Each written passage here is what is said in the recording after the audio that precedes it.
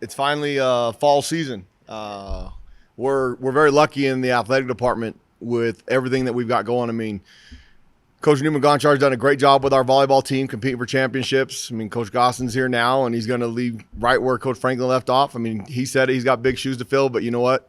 Eddie did a great job in picking the individual to perfectly fit that position. And then Heather, don't let her buffalo you. She's an unbelievable coach, and they've got off to a great start. And I'm really grateful to Heather being so supportive of us using the north end of her practice field because they're redoing our practice fields. I mean, it's the culture that Eddie and David have set around here, and we work with wonderful people. We don't recognize the people that do things often enough. Our facilities crew, Tim, has done a great job monitoring all those things and all the people that work under him and our social media stuff. I mean, everybody, Chase and his group, and welcoming Brandon Ortega within football, Jonathan Tibbetts and all. I mean, everybody, and I'm going to offend somebody by not naming them, but they do such a phenomenal job for our athletic department. Everything that you guys see, it's awesome that what they put out and what they give to you guys. Off topic, Nate Dreiling, the defensive coordinator at New Mexico State, his family is going through a hardship with Alexa being announced. They're announcing it, and I think it's awesome that they're sharing her fight with breast cancer. My mother-in-law is a breast cancer survivor. So our prayers are with him and his family on this challenge that they're going to endeavor, and I'm sure we'll talk about it more in a couple of weeks, but I just wanted them to know that they are getting prayers from up here from our football program. And I'm sure there's a lot of people in the community of Albuquerque who are praying for them because they've got a battle ahead of them that they're going to win, and they have all the support from up north. So that was I wanted to touch on that. Now let's talk about football. We got an opportunity to play in 5 days. It's a great opportunity. We get to go down to Texas A&M. We went there in 21, and after 9 minutes, it was 14-0. I don't think our kids were I thought they were a little bit intimidated when we got to Kyle Field the Friday night before the game, and that I hope that's not the case this time. I think they're excited to go play. The great thing about the first game of the season, we're going to collect a check for $1.6 million to help our athletic department, and we're going to go have some fun playing this football game. We're going to go out there and we're going to compete. They are a very, very talented football team. Coach Fisher has done a great job in amassing talent. They might have had a little bit of a struggle last year, but when you've got that much talent and you've got as good a coaches as they have, on both sides of the ball. I mean, he hired Bobby Petrino to be the offensive coordinator and DJ Durkin. All three of those guys have been head coaches. Bobby Petrino, and I mean, all that talk and nonsense about how are they going to work together, who's going to call the plays, all that stuff. Bobby Petrino's been a head coach for a long time, and he understands the role of an assistant football coach, just like Coach Long did last year when he was here. So they're not going to have any issues with that. They've got two great offensive minds working together, which will just make them that much better. And then Coach Durkin was the head coach at Maryland.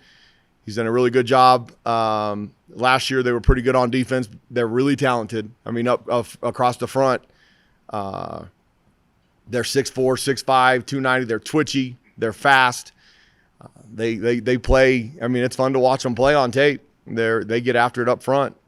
And then Monty Richardson, their secondary, he's obviously all SEC for a reason.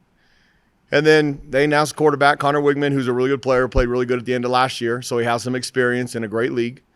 Aeneas Smith, he returned punts against us in 2020, and we had trouble tackling him. I was hoping he was going to go to the NFL. He didn't, so we get to go have fun and compete against him again.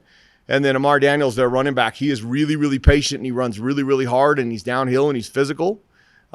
So I mean, they've got pieces all over the place. They're picked in some of the places in some places to be a preseason CFP team, which is, I mean, they're going to be every bit as talented as USC was when they played San Jose State on Saturday.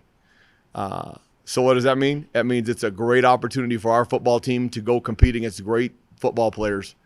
And whatever happens on Saturday doesn't define our season. We're going to go compete, and if we can get through the first 10 minutes of the excitement of everything that's happening, they've got a new intro and new entertainment. They got a brand new and this must be really, really impressive because if you watch the video of their football players seeing their brand new indoor for the first time for everything that they have there, and as awe and inspired as they were, they've done something really, really special.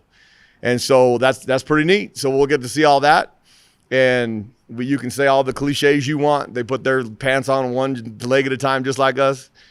the reality is we're going to play a football team that is big and talented, and we've got some kids on our team that we think are big and talented, and it's going to be a heck of a football game. So with that, I'll open up to any questions. DC told me today that you called him into his office to talk about what happened last year, being on App State, going down there, beating Texas A&M 17-14. What can you tell us about that conversation? I just asked him how much fun he had. I mean, there's 100,000 people there. There's a lot of pressure on A&M. I mean, if you listen to some of the stuff, their press conference stuff yesterday, all the reporters, and it's not pressure on within their football program. And I think Coach Fisher's really good. I bet you he done carries, addressed it with his team. They talked about the UMass game, Sam Houston and App State last year, and how do they avoid a team like New Mexico coming in and having the same success. They're going to be ultra focused and ready. My question to DC was, how much fun did you have? I mean, the App State played really, really good. I mean, they kept Texas A&M off the field, and they kept the ball away from them. They had the ball for 41-some minutes. So my deal was more of, I wanted a fan perspective of DC, how much fun he had, because that's one heck of a deal. I mean, App State did it in 2007 to Michigan. They did it last year at Texas A&M. So, I mean, he was a part of that as being on their team, and pretty cool. You can scout for their players and their schemes all you can, but there's no way to really scout the SEC environment, 100,000 people. I'm just curious, how big of a challenge is that for you and the players? If we can keep the game close, we did some stuff today. We have some speakers on a cart that we had about 8 feet behind the quarterback, so they can emulate the noise. I mean, you can't emulate that atmosphere, but the noise, we can have all that right there where they couldn't hear. We had a couple of procedure issues, which is good we did it today. We'll do it tomorrow. We'll do it Thursday. If you can't really simulate 100,000 people, but you can make it really, really loud right there behind them, so that'll be similar. The longer the game's close, if we can keep it close, the louder it'll get and all those good things. So we'll do everything we can in that aspect of it. It helps having the indoor because we can close those doors and make it echo. And we had heaters in there last week to try, and we got the humidity up to 45% in there, which is what it's going to be there, except it wasn't 100 degrees outside, unfortunately. If we could have saved those 15 straight days in July of 100 degrees and pushed them to now, I would have really appreciated it. But I guess our father had different plans, so it is what it is. It was 80 degrees this week, and we did get the humidity up there by the end of practice. They were sweating and all that good stuff, so it'll be fine. The sun won't be out like it was 2 years ago. Being at 6 o'clock, that Kyle Field's tall. The sun will be gone. So what else? Coach, you're getting ready for that environment, but are you also just looking at it as, hey guys, we're about to go play in this type of environment? This is kind of a motivation rather than. No, it's a big-time motivation. We're no sacrificial lamb. I can promise you that. We'll go over there on Friday when we get there so that they can see what it looks like. They can take all their pictures and do all those things because it is really cool. I mean, even for a coach, it's really cool to go in those kinds of environments if you don't play them every week. When I was at Arizona State, I mean, we went to Michigan State. Unbelievable environment, really cool stadium. We played at SC. We played at UCLA. We played at Washington. I mean, those things, when you do them every single week, your kids kind of get used to it. Since we don't do it every single week, they'll have an aha moment on Friday. We'll do our walkthrough, and then they'll be fine. It'll be just like playing in any other stadium. I mean, but it's a really neat experience for them. And as a coach, you can make it way too big. There's no reason to make it bigger than it is. We're going there to play one football game. We have 12 guaranteed opportunities. I think we have a pretty talented football team that has high aspirations and high goals. And nobody in the entire country thinks that we're going to be worth the darn. So we're going to take it one at a time. And good football teams, the good football teams that I've been a part of, they do everything like you're supposed to do it. They don't overreact when big plays happen. They don't underreact when nothing. I mean, it's steady, stay the course, and good things usually happen if you can do that for long periods of time. Injury-wise, has anybody been ruled completely out or not expected to play against A&M? Diarco's still not cleared to play. Outside of that, your typical bumps and bruises. Jeremiah's been full speed since his little nerve deal, and everybody else will be expected to play on Saturday. Hunter Sellers is back up to speed. He is. He's back to speed. Practice today. Look full speed. He's in the depth on defense, but he'll help on special teams more than he will on defense. And is there a chance that maybe Diarco could end up playing it? Could get cleared for playing? I don't know. I mean, there's a chance, but I don't think so right now. We're preparing as if he's not. Speaking of the depth chart as well, I noticed on the safety depth chart too. I guess maybe I might have misinterpreted at some point, but I mean, Derek Moore was listed as the backup Lobo. Mm-hmm. From what you had told us previously, if something were to happen to Tavian, you'd probably bump Christian over to back to Lobo and then bring up another Wolf safety. Is Derek Moore, true freshman, the true backup Lobo at this point? The way he's practiced the last few days, he is. For every true freshman you play, you can count on losing football games. So ideally, Tavian can stay healthy because Tavian's one of our best players on our football team.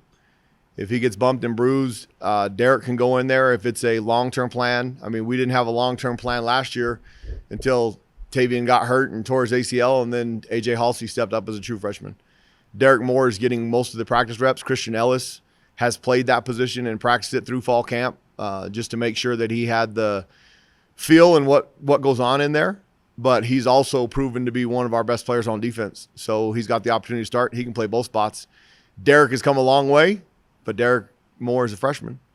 And so if he continues to progress like he has over the last 2 weeks, I'd feel comfortable with Derek Moore being in there. And then, So just speaking about the depth chart, Tyler Keeney getting the start for the first time, what's been the biggest thing about his development over the last year? The weight room. He's physically changed his body, and give him the credit. I mean, Coach Baker does a great job with those guys, but he had to be driven. We told him he was a little bit too heavy in different places when he got here. He transformed and took that to heart instead of pouting. Now, they wanted him to be a 300-pound three technique at UCLA, and that's not who Tyler Keeney's best at. He could have gotten up to that weight and been a good player. It would have taken him a couple years. He's around 275 pounds right now, and he looks really, really quick like he did in high school, and that's why he got recruited by UCLA. He's done a really good job both on the football field and off the football field in the weight room of getting to where he needs to be. Bryce Santana has done a really good job also. Bryce pulled his hamstring and is just now, probably for the first time today, was full speed. And then Tavian Ford behind Tyler, he's really talented. And he has really come a long way during fall camp. His biggest thing right now is he's 290 pounds and he gets tired a little bit. But between those guys, I mean, we have 8, we think, in the front that can rotate. If we can get 35 to 40 plays out of our starters, which are Tyler, Kyler, and Gabe Lopez, and they're in the game in critical moments, we have a chance to be better up front than we were last year because we have some depth that we don't feel there's a significant drop-off. You take Kyler Drake out and you put Destin Gaynor in, there's not a drop-off. And so we haven't had that luxury, so that's exciting. So many games got away from you after halftime last year. Competitive for 2 quarters. Offense doesn't stay on the field to support the defense. Do you think you can sustain drives this weekend with your offense? That's why Coach Vincent's here. So you'll get a chance to talk to him during the week. He's told me he will. I think our offense has come a long way. If you ask our kids on defense, fall camp was significantly more competitive because of it, which is good. If we can keep the ball away on Saturday, we have a lot better chance of being successful. I think we have some pieces. The 2 running backs that are going to see most of the action on Saturday, Ja'Cory Merritt and Christian Washington, they've run really violent over the last 3 weeks. And that doesn't mean anything if the 5 guys in front of them don't do a good job. And I like our starting 5 offensive linemen. I think they're pretty good, and we got 3 behind them that we can move around in pieces that give us depth. We're going to travel 11. 2 of them are still a little bit behind where we want them to be in order to step in, especially the environment we're going. But if we can run the ball, then we'll be able to sustain some drives. And I mean, 8 of our 12 games were 1-score games in the fourth quarter last year. We just couldn't score any points. You score 12 points a game, you're not going to win many. So we've got to obviously put the ball in the end zone and get first downs and keep it moving. Is that a selling point to the team, guys? If we could just do this a little better, then the outcome's different for us? Significantly. They know that too. I mean, those guys are so into social media and ESPN and everything that everybody says. I mean, somebody asked me the other day, Timmy Chang is a really good friend of mine. He's doing a fantastic job at Hawaii. They're talking about how he shows them everything. They're pick this, they're pick this. I guarantee you every single player on our football team knew we were picked 12th with 60 points in that poll. I promise you that. They are very aware of it. And I'm glad they're aware of it. They have a good attitude about it.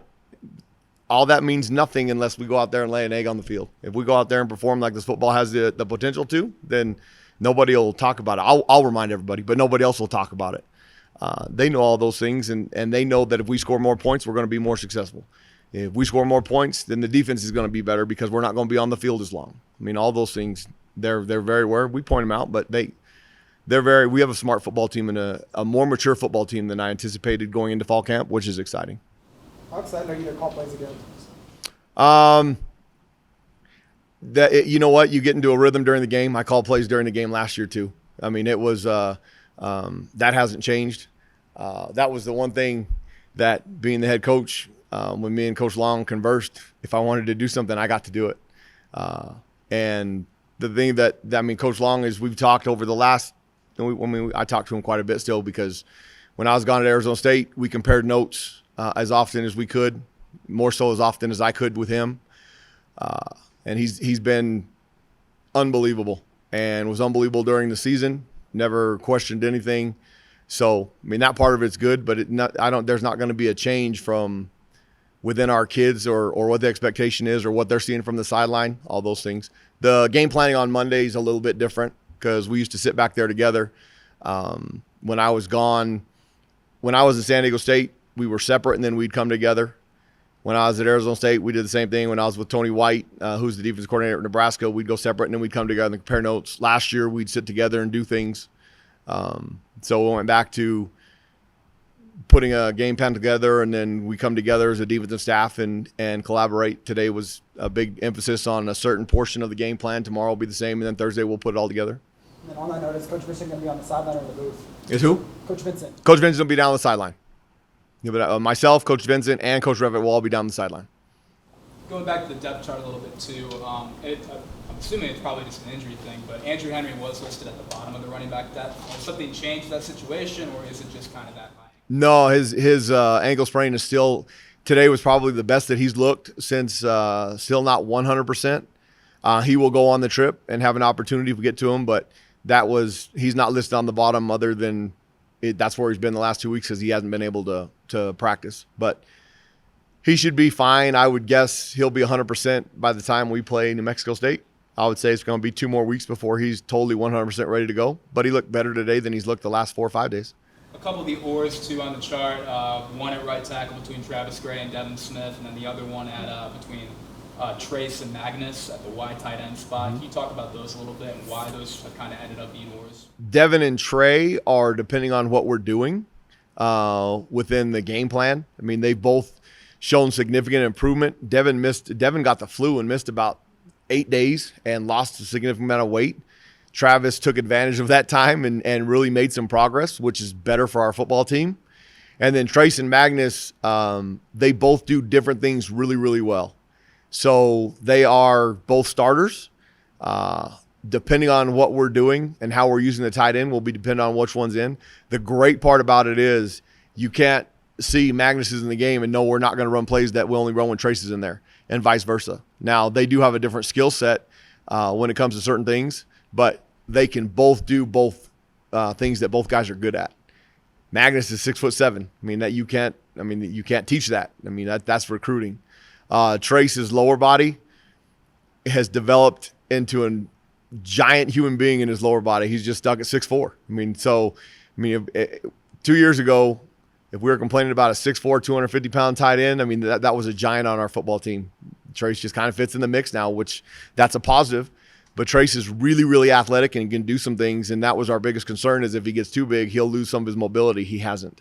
So he's probably where I don't want Trace to get any bigger, but he can do some things. If you go back to the 21 Wyoming game, the 4th and 3 touchdown that he caught, there wasn't anybody catching up to him, and we still expect him to be able to make plays like that. Backup quarterback is another or. You've said in the past that really it'd be dependent on game situation, on who kind of has the lean in the backup spot there. Preparing for A&M, who kind of has the lean? Both. DC's been in that position, in that stadium, has a little bit of experience in that way. Devin is done a really good job. He's a true freshman. Depending on how the game is going, if we were need to make a change at quarterback, if something happened to Dylan, knock on wood that we're not talking about that. Depending on how we're moving the ball and what's working for us would depend on who goes in. So they both have, like I said, when we announced that, They both earn the right to be the backup quarterback. It just depends on the situation and what's working, which guy would play. Danny, this is like year 3.15 for you. We tossed out most of the COVID year. Right. I know you talked a lot about taking steps forward at this point. Just curious, if you were sitting amongst a group of fans talking about the team, how would you explain your thoughts on how this season's going to go? Are you optimistic? Are you hopeful? Oh, I'm very optimistic, but I mean, that's probably part of the reason that I irritate a lot of people around here, because I'm a half glass, half full kind of guy. I mean, you've got to take whatever the worst situation is, and I tell our team all the time, I mean, effort, attitude, and want to. You decide that every single day. You decide how hard you're going to work. You decide your attitude, whether you're going to be a good guy or a bad guy, and you decide how bad you want it, what that burn is. You decide that. Nobody can decide that for you. That's been the standard and the expectation of our football program, of our entire athletic department. Everybody has that attitude. You have to have enough talent to make that attitude work. The transfer portal has hurt and helped that cause. The way we were going to build this program when I got here was classes of 25 freshmen, and you develop those guys into great players. And then time their fourth and fifth year, you've got a really tough, developed physical football team.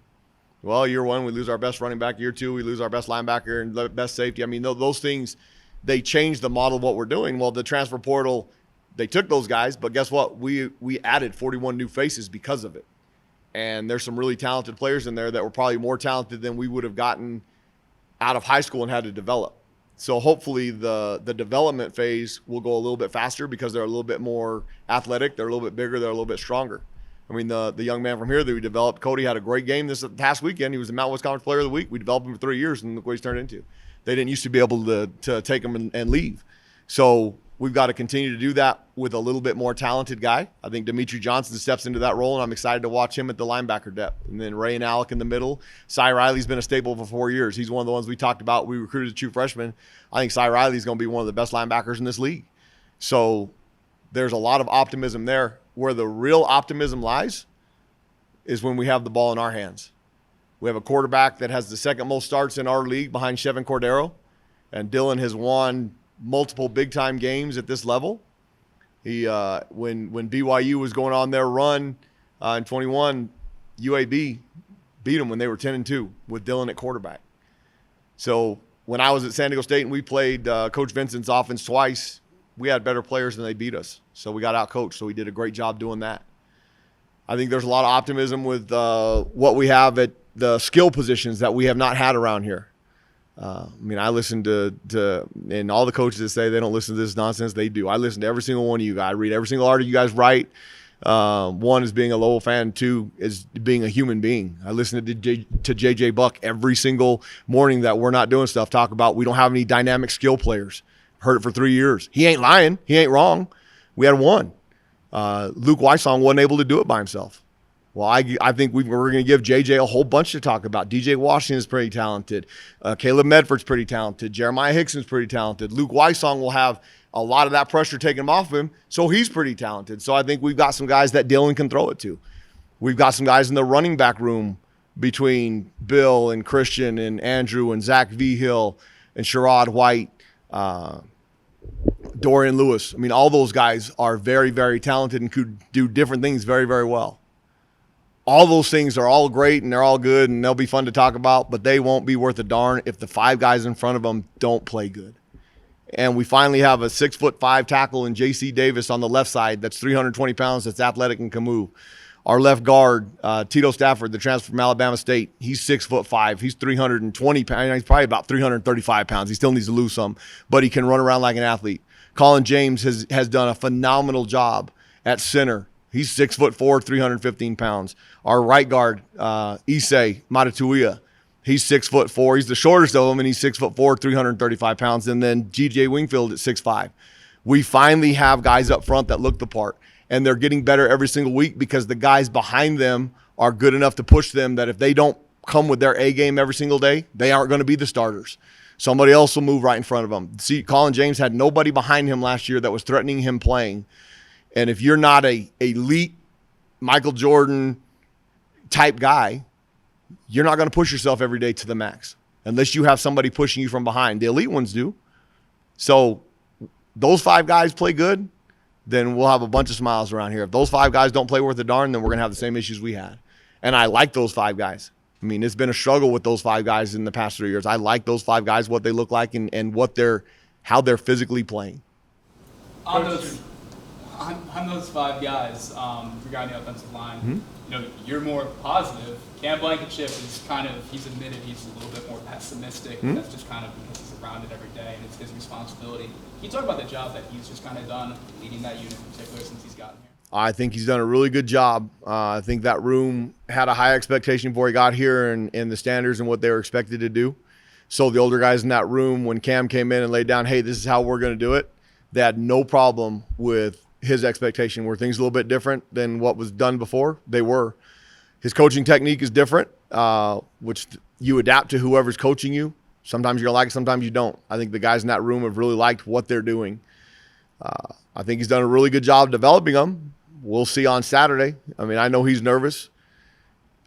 First time you're putting offensive line out, you're putting him in front of Texas A&M's front, who's one of the best fronts in the nation. He should have some pessimistic to him. If he doesn't, then he's not in the right mind frame. I'm positive because our outlook is we've got 12 football games that are guaranteed to earn the 7th game in the University of New Mexico Stadium in the New Mexico Bowl or whatever bowl it is that we can earn if we win 6 or more. My optimism is we've developed these guys, some of them for multiple years. Some of them are transfers that are more talented than what we had, obviously, or they wouldn't be playing. My optimism is to see how that unit has grown from January to now and where I can see that unit as we get into conference play against Wyoming in week 5 and then move forward, continue with that. That's my job as the head football coach to see how they're doing. His job is to make sure that one play at a time, they don't screw up and make mistakes. And so if he wasn't pessimistic, we probably have the wrong guy. And that's my optimism about it. Go ahead, Robert. Yeah, I was just going to ask about leadership on the defensive side of the ball. The guy who's been at the forefront of that is in the NFL now.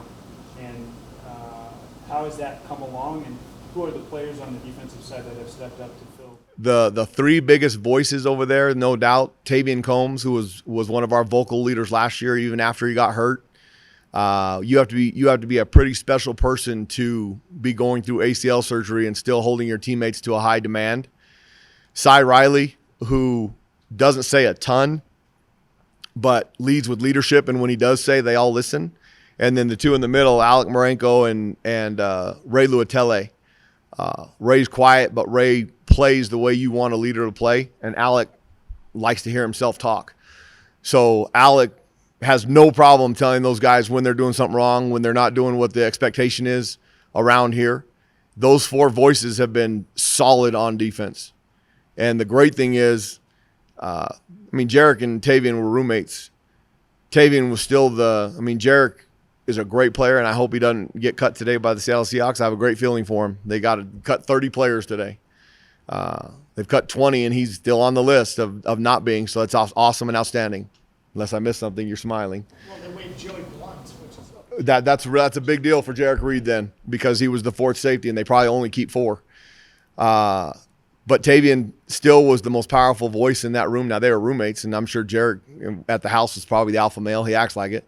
So Tavian has done a phenomenal job, and to see Tavian and Alec and DJ all get rid of the brace that they needed. Now, DJ will wear the old lineman braces and stuff, but those guys not having to play with those braces after coming off ACL injuries, that's a testament to Bob and Jeff and our training staff and Derek and Connor and Tim and those guys in the training room, what they've been in the weight room, what they've been able to do and how far they've been able to excel those guys to be ready to play as if their ACLs hadn't been injured. It's awesome. What else? I think, we all saw it through camp, but Bill in particular just really coming in, just started ripping it from day one. When did you kind of know, when did the staff kind of know, like, hey, this is going to be our bell cow. This is going to be our 20-25 carry a game guy. explain to Bill. Not everyone knows. So Ja'Cory Merritt goes by Bill from the Cosby Show cartoon from when he was little. That's what they call him back home, and that's what he goes by. It's what he introduces himself as. But his name is Ja'Cory Krosky Merritt. He's one of the transfers from Alabama State. Between him and Christian, they've done some really, really good things, and they've been the 2 that have stayed the most healthy during camp. Bill runs violent. I mean, he runs very physical and very aggressive. Violence not the right word. He runs very physical and very aggressive. We saw a lot of things in the first scrimmage that he did really, really well. And we wanted to get into game day. So we manufactured what that room did. And then Andrew, who was doing really, really well early on in camp, got rolled up and had the high ankle sprain that has really hampered his ability to develop within our offense. Those three, I mean, I can't cut Sherrod and Dorian Lewis and Zach short because Zach's probably our best pass protector guy. But you can't put a guy in only to pass protect. That room is really, really talented. That room has a bunch of guys that have a red shirt here available. So if we're smart as coaches, we'll find the bell cow, and then the other guys will manufacture that they play in 4 games and we don't burn their red shirt, and we have them for the longevity. Now, re-recruiting that room, Coach Reinauer is going to have one heck of a job just re-recruiting the guys in his room because of the transfer portal. Because they all want to play. And if they don't want to play, then we don't want them around here. So that's going to be the biggest challenge. How are we going to keep all those guys happy, which you never will. But if we can figure it to have those two and continue on with 2 year after year, that room's got a chance to be really, really good. In evaluating A&M, outside of just the atmosphere and the 12-man and all that outside stuff, I mean, when you're looking at that team in particular, I mean, what stands out to you the most about either how they play or how they do things? They're very well coached. Coach Fisher does a great job. They're disciplined. They play hard. They're good schematically on both sides of the ball. They do a great job in recruiting. They did a great job before NIL. And NIL, I mean, Texas A&M is one of those places that you've got a lot of people that are very, very involved and want Texas A&M to compete for national championships and do all those things. I mean, they probably did NIL before NIL was legal, but I mean, that was the way of the South. I mean, that is what it is. I mean, watch the Johnny Manziel story. I mean, that's a heck of a deal. But I know Coach Fisher does things the right way.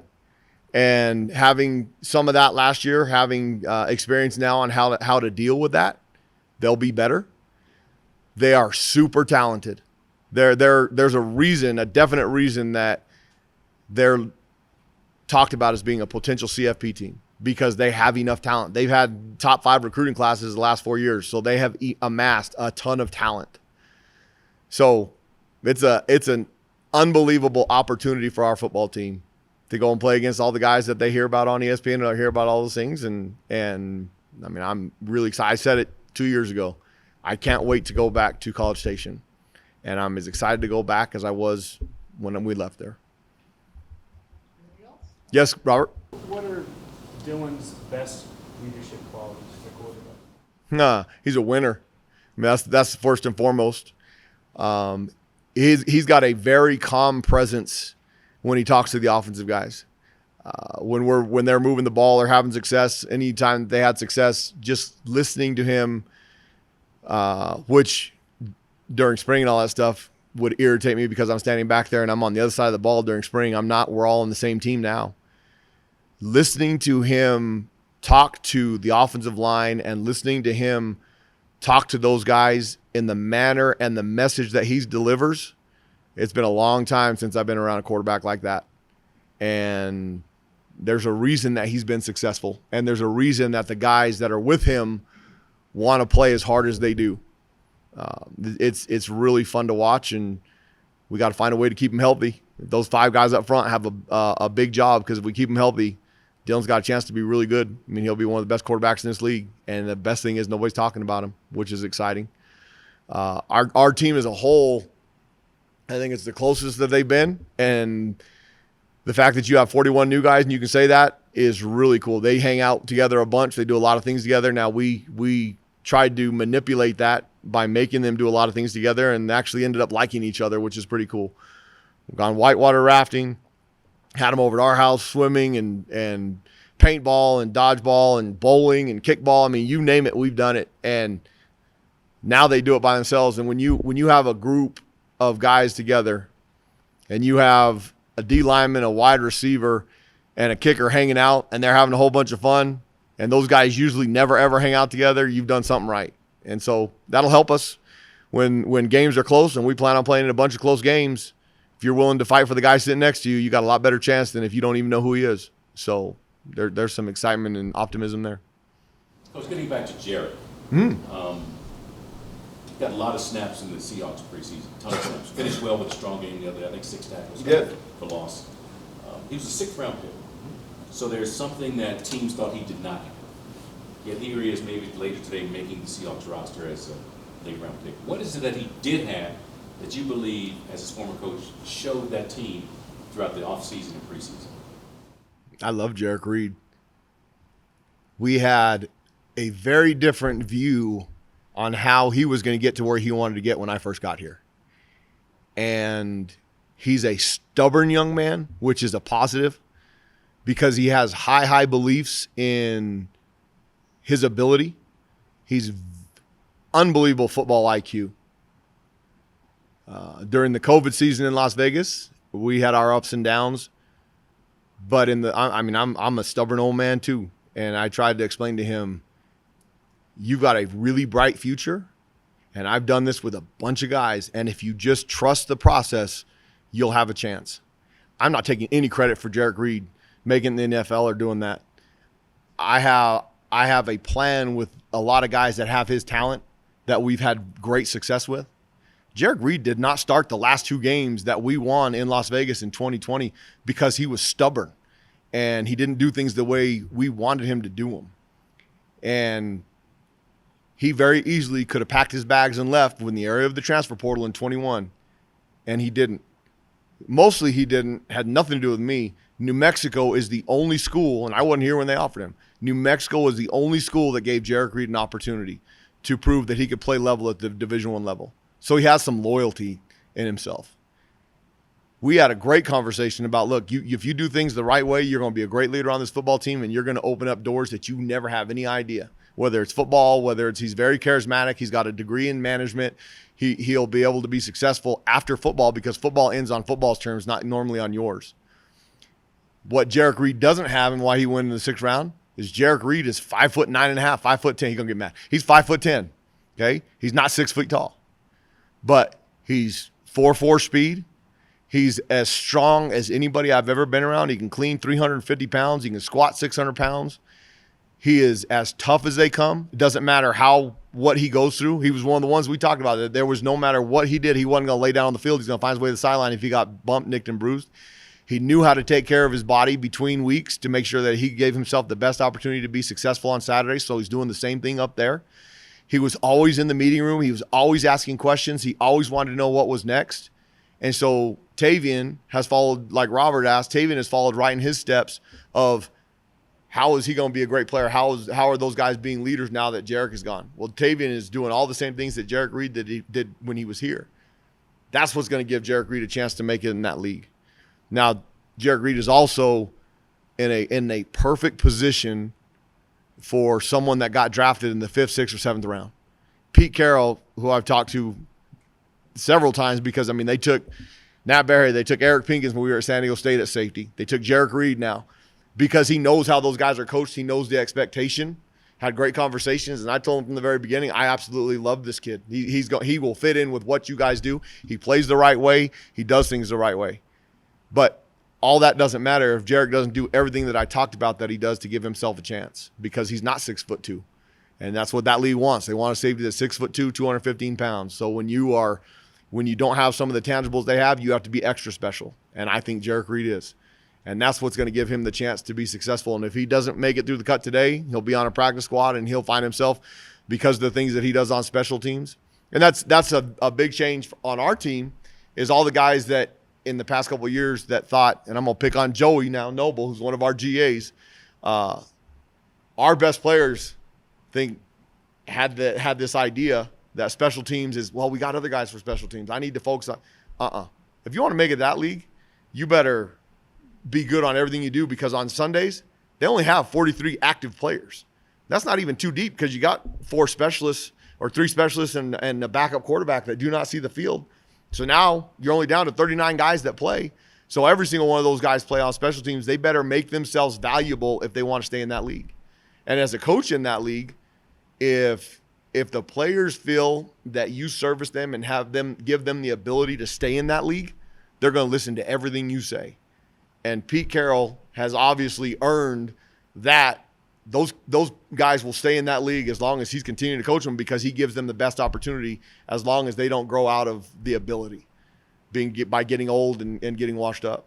So normally a 5th, 6th, 7th round guy, you would ideally, it's great to be drafted, but if you have a really good agent, you can see, okay, I can make it on that team because I'm better than those guys. And you kind of put yourselves in positions. A 6th round guy usually didn't have somebody in the scouting room or have a GM, because all those guys want to move up and be GMs. They'll get on a 2nd or 3rd round guy and they'll push his name in meetings, and they'll push his name when they're making cuts, and they'll push his name. Well, if you don't have somebody that was attached to you that pushed your name, you better be special. Well, I think Jarek had both of that. They had some scouts that came through here and liked him, that are kind of pushing him. And then when Coach Carroll talked about him in the early OTAs, all of a sudden there's a brighter light on him. And you can go one of two ways as a player. You can be arrogant and think you've arrived and not do what you've done, or you can be Jarek Reed and you can fight your tail off to give yourself a chance to make the 53-man roster. So I'm really excited because I think the deadline's 4 p.m. And if they cut Blount, if they cut Blount, then that's a positive sign for Jarek. Sorry for Blount. I mean, I don't know him. So, That should be it. please, yes. So I won. Holy cow! Good. So if Coach Fisher's watched this 55 minutes, I took preparation time. Levy's does an unbelievable job for our athletic department. They fed our football team every day during fall camp dinner and do an unbelievable job. And I'm one of those guys now because of my family. Both of my daughters and my wife have celiacs. Whenever we go to a restaurant, I have to ask for nutritional value because my oldest daughter has type 1 diabetes. So I've become that person, which I am proud to be because I'll fight that battle for anybody. But the Levy's people have been unbelievable. We've got what he talked about, a bacon-wrapped donut hot dog. And I saw Patrick Hart back there eating it, so I'll check on Patrick here in a little bit because now that I am CPR certified, that I forced all of our coaches and stuff to be CPR certified. I got you there, Patrick, if it does anything. We got an unbelievable barbecue sandwich. We have teamed up with Allsups, which coming from an Albuquerque kid that grew up in Allsups when the chimichangas were 75 cents when I was in high school, and you could get a bunch of them. And I'm sure there was times that they were really, really good too.